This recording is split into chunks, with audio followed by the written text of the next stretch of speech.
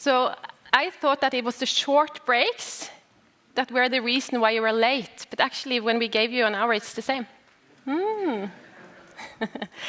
Okay, I hope you all had a lovely lunch. So I would like you guys to stand up now. We'll need to get some energy. So now we're going to turn on some music, and what you're going to do is to high five the persons next to you and have a little dance. Okay, so get the tunes up. Okay, woo!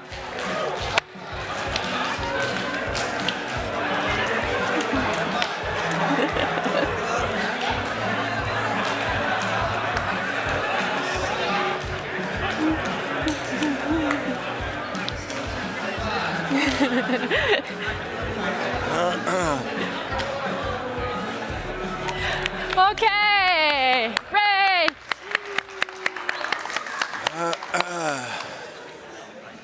That was fun.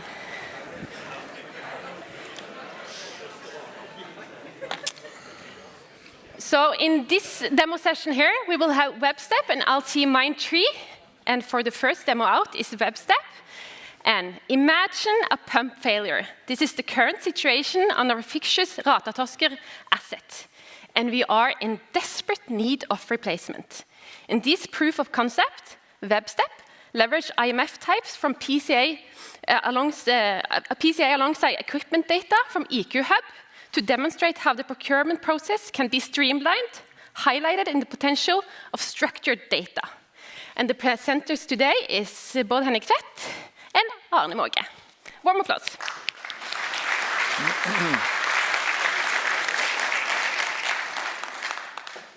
Thank you, Tonja. Dancing. Well, that was unexpected. So everybody can hear me okay? Excellent. So my name is Bård Henrik, and this is my eminent co-pilot, Arne. And we are proud to present Webstep's contribution to this show and tell. We've called it the broken pump. Some of you may remember Ratatosk, our fictional field asset from last year. Back then, we built the asset, in the process creating the contours of a digital asset model. During this year, we have moved from building to operating and are now actually in a situation where some of our equipment need maintenance. So therefore, into the mix, we throw the procurement process. And honestly, I'm not entirely sure how all of you do your procurement processes. But I guess that there are manual steps, searching for data, ensuring that we find the right equipment, double-checking that the equipment is fit for purpose. We will at least now show you how we think this can be done. So before we start the actual story, we need some data. We need something to work on. And Arne has brought up the Asset Explorer, which is our interface into the digital asset model.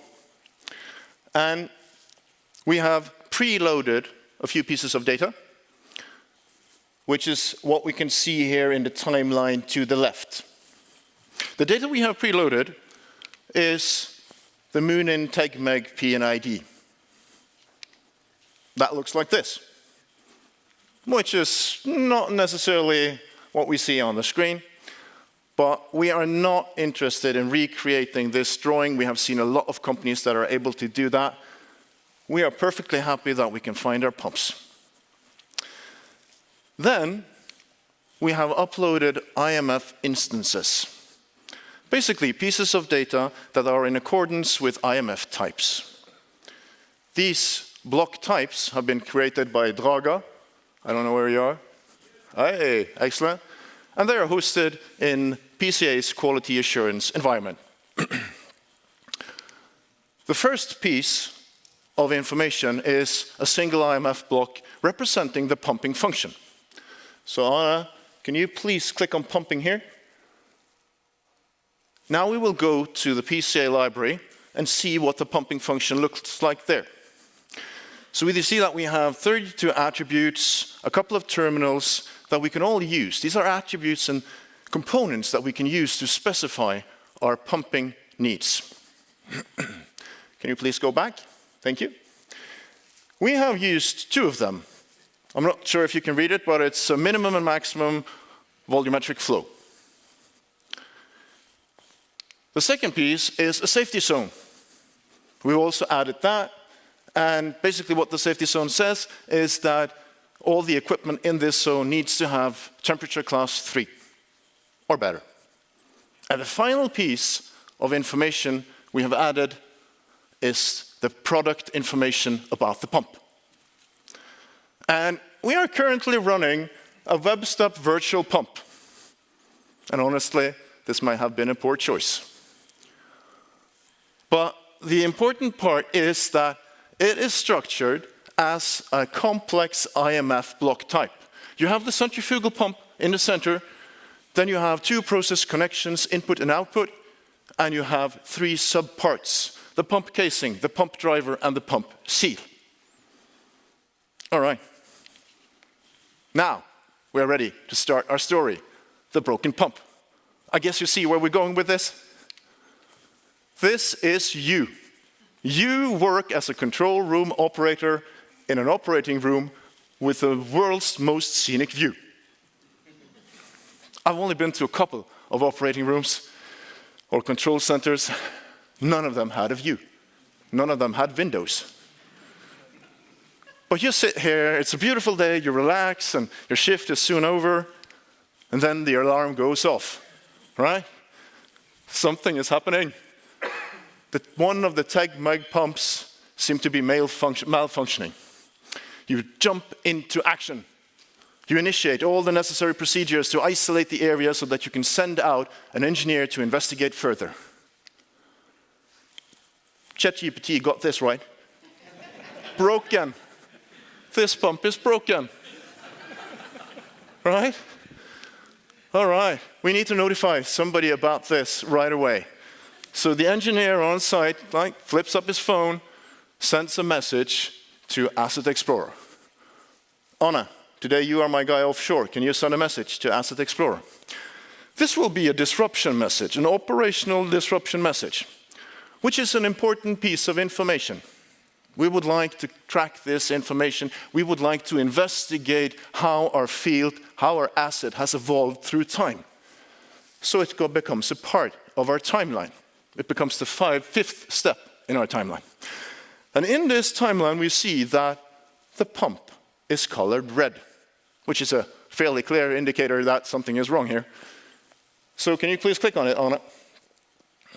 Thank you. And now we see, not that easy to see on this screen, but there's an error reported. The pump is malfunctioning. We need to replace it. And then there's this intriguing button, Replace Component. Yes, that is what we would like to do. Please click on the button, Anna. Welcome, folks. Welcome to our procurement process module. In this case, we have a lot of information about the pump and the function required of the pump and the safety, but we're not interested in that now. We are in a hurry. We need to replace this pump, so we will move quickly on. After all, even though this pump is called virtual pump, turning it off and on again will not help matters. So let's see replacement options. Thank you, Anna. Okay, the procurement process, our procurement process. We will retrieve pumps from EcoHub and turn them into IMF instances, just like the one we have. Then we will validate those instances against the centrifugal block type. Meet safety requirements, meet functional requirements, and finally, select a replacement. So the first step is to fetch data from EcoHub. Anna? Thank you. Now we see that we have 201 items. So this is the 200 first items from EcoHub. It's basically a page, and we thought 200 is enough. That's a good number for a demo. And then there's this extra, which is the Webstep virtual pump. And now if you expand one of those, thank you, we can see that we have the attributes, the terminals, the subblocks, all these things that make up this IMF instance. The next step is to validate it. So if you can click on validation, thank you. Now, on this screen, there's a lot of things going on, but we'll go through that piece by piece. So first of all, we will get the IMF type from PCA. Anna? Thank you. And just click on centrifugal pump so that we can go back to PCA and take a look at it. Again, this is a block that has been created by Draga. We modified it slightly to add temperature class, because that is a property that we have in the EQ Hub data. But otherwise, we have these 65 attributes, subblocks, and terminals that we can use to specify our pump.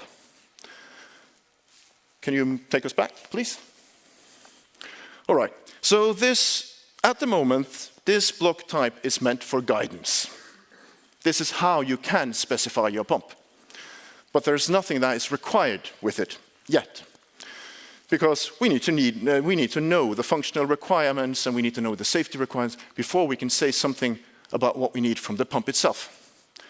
So that's what we will do. We will choose requirement rules, and based on that, some of the pump's attributes will be required. I haven't talked about what these requirement rules are, but for now it's enough to know that by selecting them, we require things. We require attributes on the pump. So Anna, can you select the first safety rule, and we will come back to the rules, and the first and the third functional rule. And now we see that we have required attributes. These pieces of information must be in the instances we have collected from EQ Hub. And in addition to these three, we would like to have process connections. We will have an input and an output. So please add 2 process connections, Anna. Thank you. And now we will do a shackle validation. So basically now we are filtering the list of pumps to ensure that they have the necessary information. There we are. 69 items. 2/3 of the pumps didn't have the necessary information. And this was only the first step. Let's continue. Let's do the safety requirements. So we have one safety requirement selected.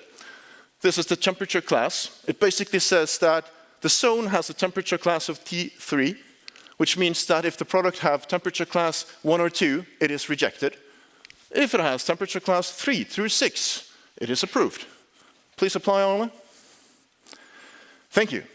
26 items left. And we still have the functional requirements to go. Anna, please do the functional requirements. Yes, we have 2 here, and I'll try to explain them. It is basically we have minimum operating flow. This is our expectation, our minimum expectation of what the asset will produce. And then we have something in the centrifugal pump, which is minimum continuous stable flow. We will, of course, that our pump should be able to produce a stable flow at the minimum level. So that is one of them. The other rule is the maximum flow. Well, we are expecting this maximum flow, and we would like our centrifugal pump to produce more, be able to have a higher rate. Can you please apply these? Down to 4 items. 98% of our pumps have been filtered away, right? Because one of these is the one we already got, the virtual pump. So we're left with less than 2%. And we've done a simple validation and some simple requirement rules. Now, these 3 pumps, we can evaluate those. We can look through them and see what fits our purpose the best.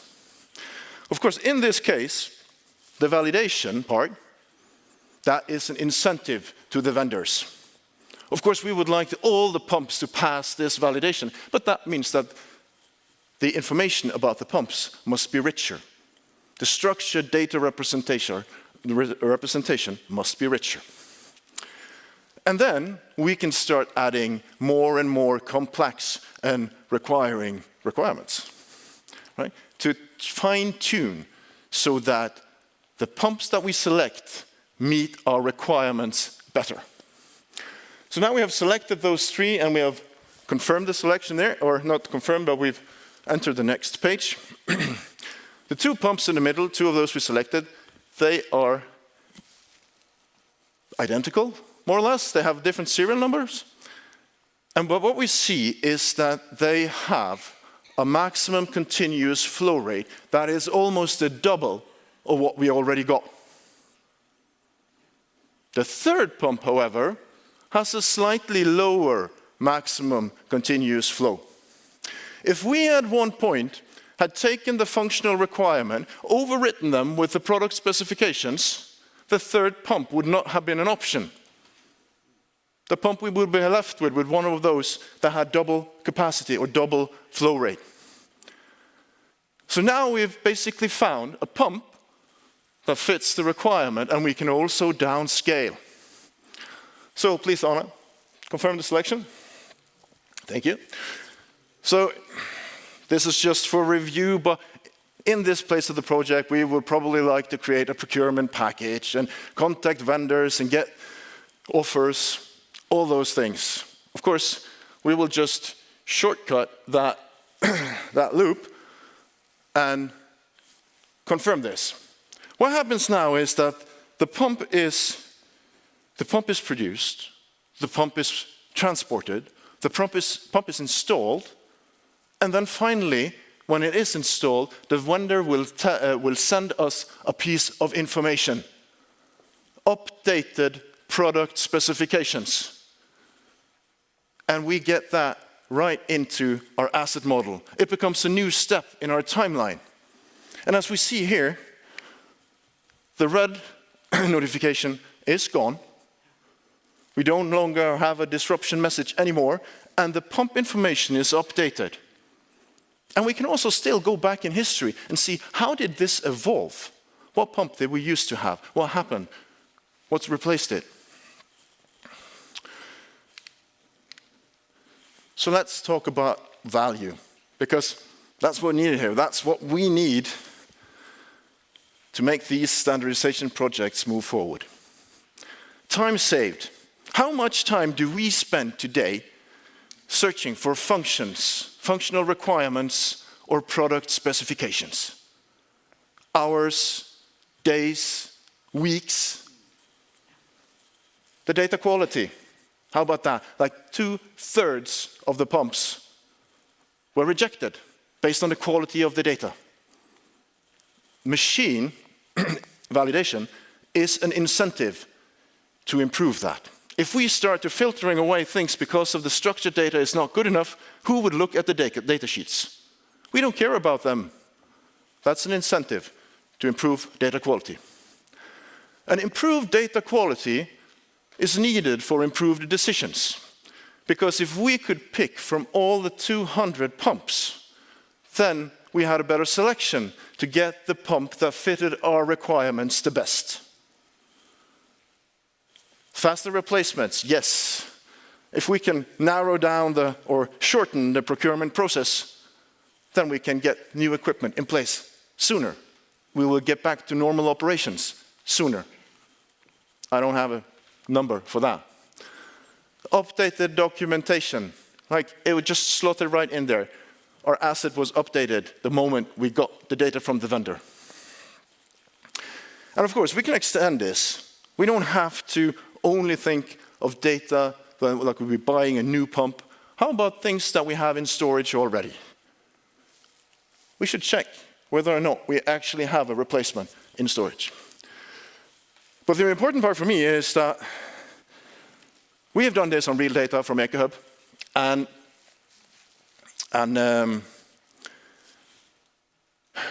what's preventing the industry, the vendors, the operators, the contractors from sending these pieces of information between themselves? Nothing. The answer is nothing. There's no reason why we shouldn't start sending these pieces of information. That is where the real value is. When we get this information, we have endless opportunities. We can start doing, as Geir told us earlier today, we can start changing our work processes. We have just scratched the surface. And finally, well, Webstep. we have two advantages when it comes to these show and tells. First of all, we have abundance of great developers, right? So we have the necessary skill set, and without them, without these people, we couldn't have made these, well, it's two demos we've done on Show and Tell now. The second thing is that we don't have a product to sell. We don't have a product. When we create a demo, we are not attached to a product that we have to fit the new functionality into. So we can just create these demos, these proof of concepts, without considering the product we are selling. The downside is we don't have a product to sell.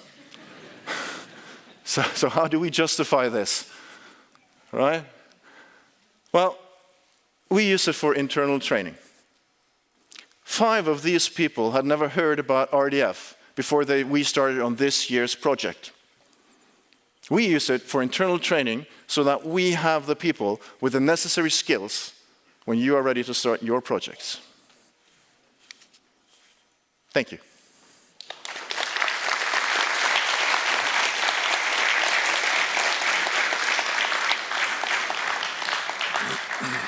Okay. Thank you, Webstep, for a very good storytelling and engaging story. And it's exciting to see the continuation from last year to this year. And I hope really that you get more new people that you have to learn more to the next year. And so yes, thank you very much.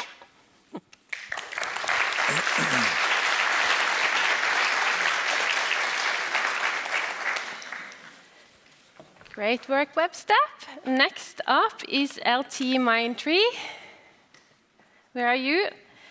And their demo is the Industry 4.0 solution possibilities leveraging power of GenAI. Digital brownfield solution uses LTIMindtree Insight Next platform. Seamless data conversion from document to EMF types and further digitalization actions. And the presenters today are Chirag Dev, Vegard Botun, Nishit Chandra and Sumendra Satapathy. Welcome.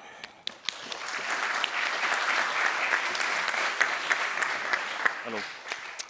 Thank you for having us. We are very excited to be here today and happy to present our digital brownfield case.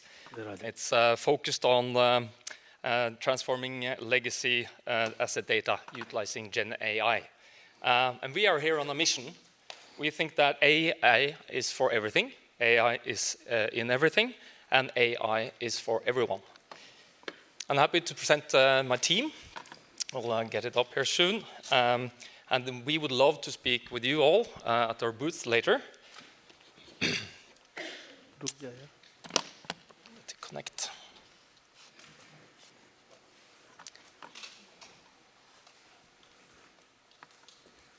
Good.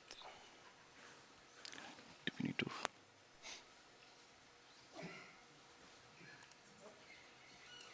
Good. We solve GenAI adoption challenges with cutting-edge accelerators and solutions that help our customers. We've heard earlier today it's about navigating security and legal hurdles. It's about building trust in the output. It's to gain access to real-world class talent. It's backed by our engineering heritage, which we'll come back to, and our AI pedigree, powered by our IPs in platforms we develop, and strategic hyperscaler partnerships. We are enabling our customers to experiment, to scale, and operate AI initiatives. To achieve these faster, we are presenting some of our findings here today. We're part of a larger group. We can go to the group one.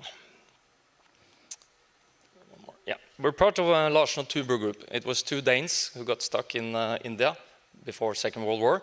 And due to a trade embargo, they started this engineering conglomerate, which has now grown to a large corporation coming from the industry practice. And we draw upon this from a practitioner's perspective, as we say. So we know how to have the shoes on. We draw on our industry experience. We have over 80 years of experience, which we are very focused on our customers and customer-centric and quality focus in everything we do. And I'm handing over to my good colleague Manesh, who's our industry and energy domain practice lead, and he will tell you more about our experience across our value chain. Hello, good afternoon. My name is Manesh Parmar. I represent Energy and Utilities Domain Practice Lead for LTIMindtree, and I'm based at Mumbai, India. So today's focus is more about industrial asset data, right? But again, we as a service integrator, again, for energy industry, we are offering a lot of domain services. Considering the upstream value chain, we are offering a lot of domain engagements starting from exploration, development, and production. However, from today's PC and disk context perspective, one of the engagement or one of the solution we have built that was in 2017 and 18 to handle a lot of subsurface legacy data. So it was all paper-based data. So basically, we have built a solution which was AI/ML based, and we have managed almost 20 million documents with 70% automation and 90% accuracy. So again, before we go to the next stage, just wanted to give this overview that we as LTIMindtree, we are offering vast domain services to various oil and gas companies and operator companies worldwide. Thank you. With this, I will hand it over to my colleague, Nishit Chandra. Thank you. Thank you, Manish. Hi, everyone. My name is Nishit. And on a lighter note, probably we are the first provider who's got ample participation on the floor, right? And I wanted to highlight that because it's a clear differentiator for what we are. We have great colleagues. So we had Webstep, we had Drago, we have Cementum, and all of them are great product companies. What we are the system integrators which take these products, which may not be fitting completely to your requirements, and create a solution fit for your purpose, right? What we have, together with my colleagues, going to demonstrate is how we do that, which is solving problems for you, using all the technology developments, either from other technology partners or from partners in this panel. Go ahead.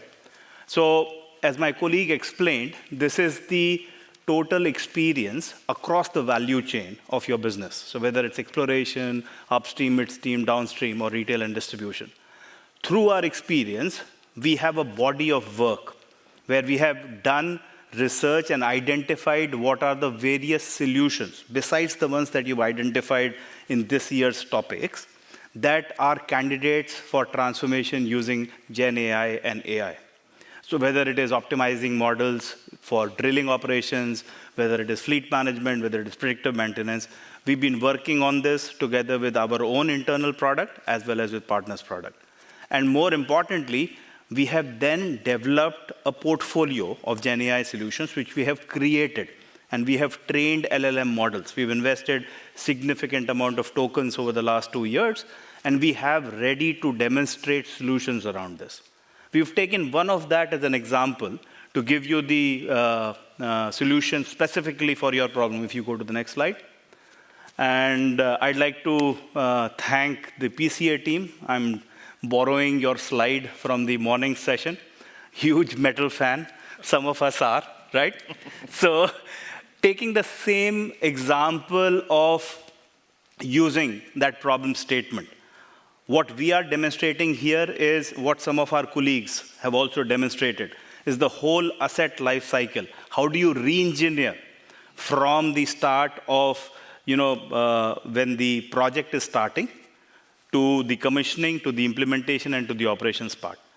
However, the approach we are taking is a Gen AI-led approach, and we are taking a very simple step right now, and that simple step is, how do I take a PNID or a system design document that you have provided, and we've taken that from the documentation that you have shared, and we convert that into a IMF format document, where we provide that into either a JSON or a shackle output that you need, which we can then easily integrate with all the partners on the room today, right? So the next step is we can easily, using an API, connect that to the EQ Hub, as has been demonstrated by some other partners as well.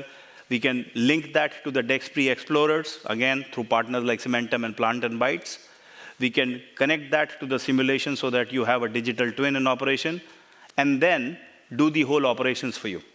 But the approach which is different for us here, unlike some of the other product companies, is that we will take the ownership of the output for you. So we will work hand in hand and we'll create a solution for you, whether you choose A product or a B product. So that is the commitment from our side. With that, I'll hand over to my colleague, Som, who will do the demo. Thank you. Thank you so much, Nishit. Yes. When do I need to replace my pump? So from morning, I'm hearing pumps and pumps and pumps.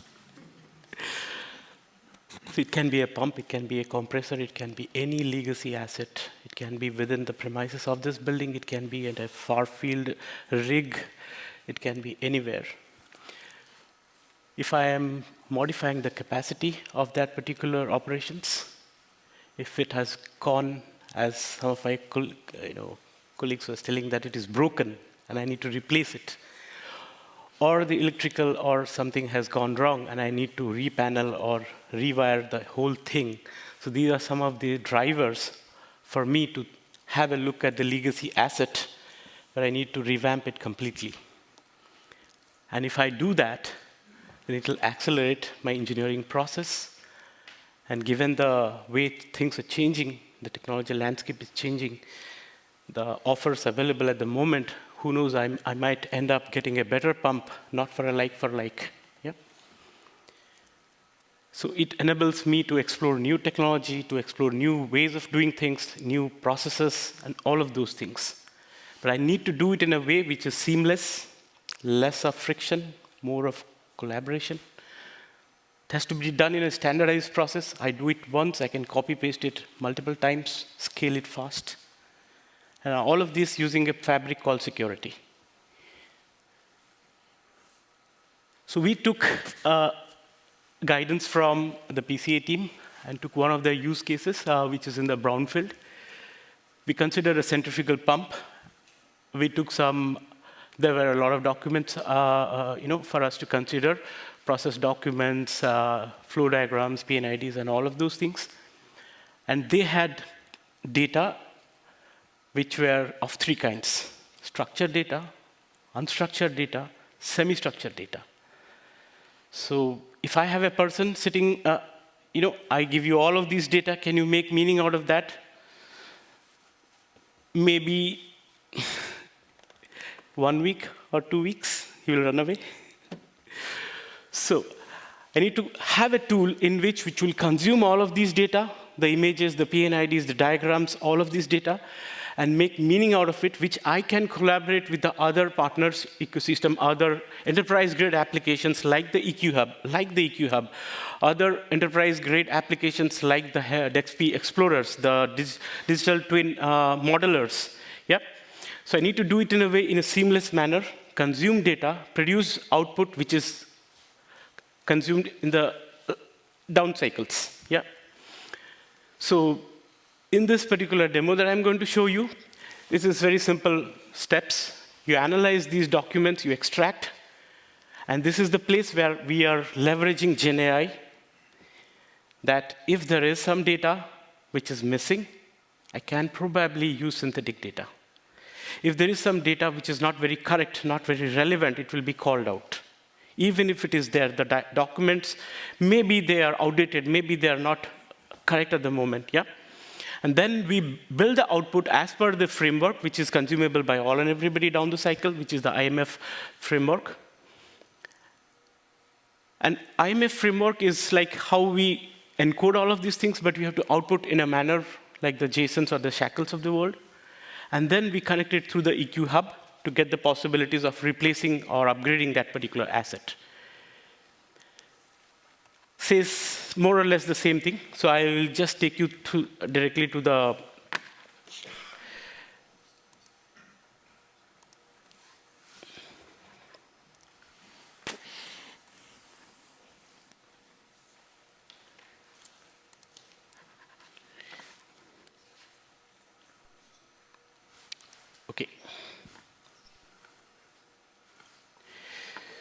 So this is the tool that we have used. This is a insights platform from LTIMindtree, wherein we have taken the input.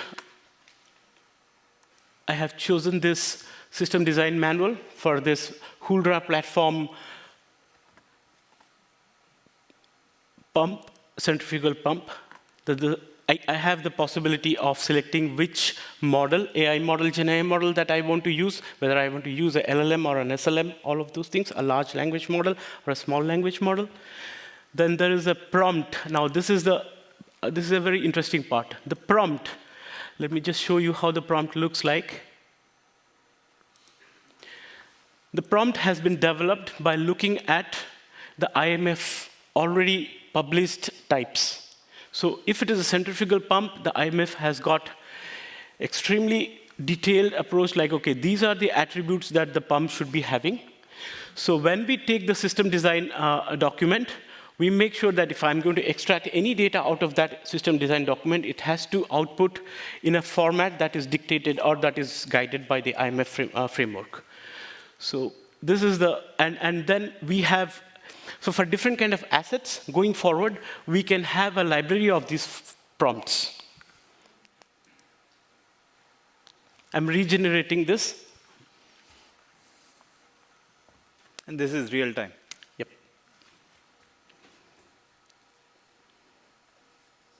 At the moment, it is getting connected to Microsoft Azure 4.0 version.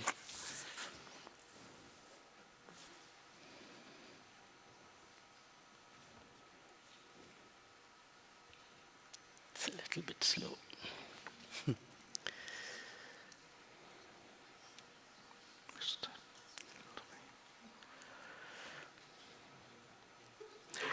Okay.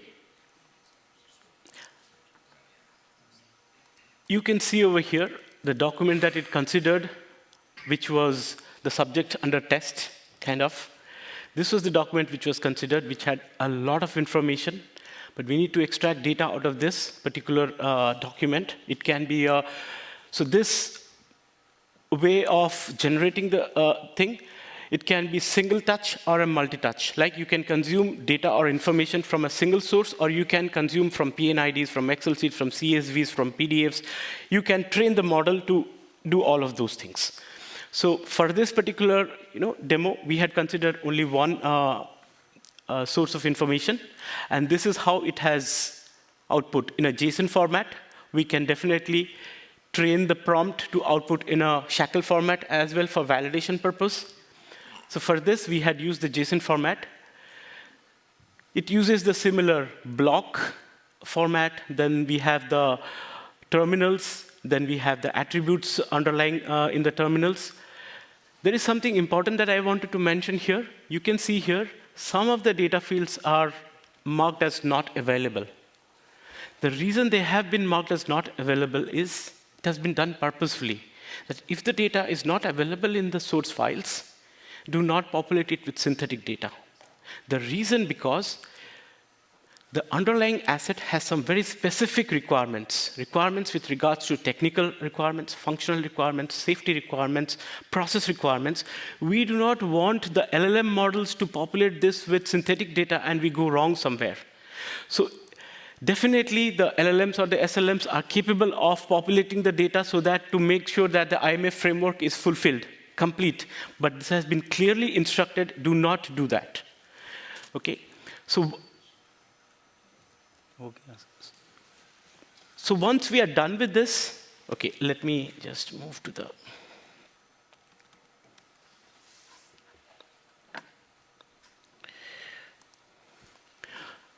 So once we are done with this, I have the output in the IMF format, in the JSON format. I can go to the store, I can go to the EQ-Hub store, get the possibilities, and get the possibilities because this is not a post-process that I was doing. It was a pre-processing. So I have already captured the functional requirements, captured the technical requirements, I've captured the safety requirements, the process requirements, and when I go to the store, I do not have to, in most of the cases, I will not maybe have to filter out the possibilities. I would be filtering down to the last best 2 or 3 available things. Then I can do an apple to apple or an apple to orange comparison, which is better, because many times what happens is that the pump which was procured 10 years back, I have available in the EQ Hub a pump which is fulfilling the requirements, but also, given the time the technology has progressed, I have some better functionalities and features. But the process maybe is more complex. So it doesn't add up. I don't get the proper value.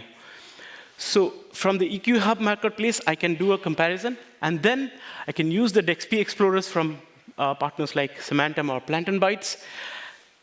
And from the DXP Explorer, I can go all the whole way.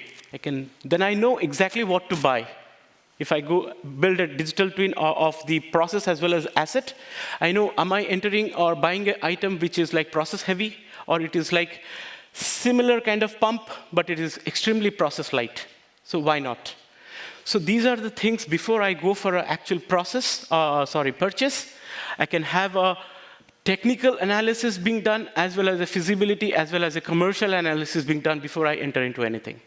And then I can go and, after I procure it, I know how to operate it and maintain, because I have already clearly brought out the processes, the digital twin of the processes that are involved. I can upskill, cross-skill my workers, because I know what are the skills required to operate these pumps and all of those things.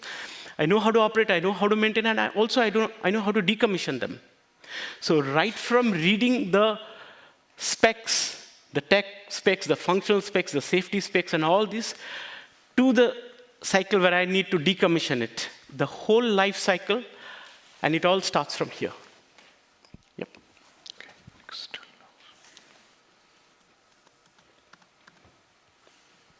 Great. Just to present the last slide, I think we have 50 seconds. So I think we tried to show you power of GenAI for the use case that you have sort of given to us. And since we work with a lot of global upstream customers, and we see that there are a lot of use cases which are in action if you look at the entire value chain. Be it around GenAI-based virtual data analysis for STU, be it how do you kind of use GenAI for well rate estimation with different ML models. So we are happy to discuss each of those use cases. So please visit us at our booth, and we take further discussion there. Thank you. Thank you.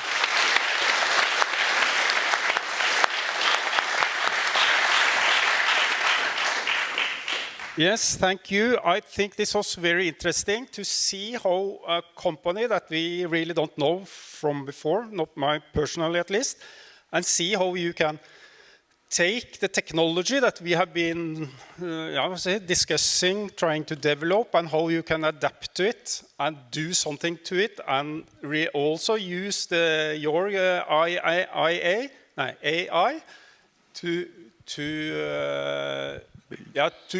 to collect data from sources which else will have used a lot of man hours on. So thank you very much. This was interesting. Thank you. Thank you. Thank you. Thank you so much, LTIMindtree. So now we're soon going to have a break before we hit into the panel debate. But as always, I have something to show before breaks. Okay, I'll just have a look. This is Elon Musk. So he's showcasing this bulletproof glass with high confidence. Franz, could you try to break this glass, please?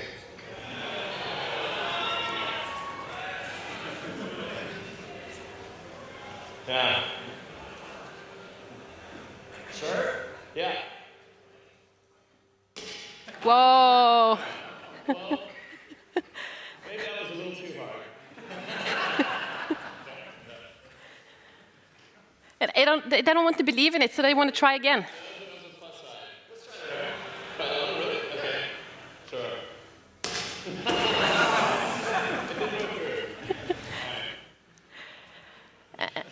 And look at Elon Musk, he's like, what? Room for improvement. Let's see. So, yeah. We did actually throw everything. We threw wrenches, we threw everything, even literally threw the kitchen sink at the glass. And it didn't break. For some weird reason it broke down. I don't know why.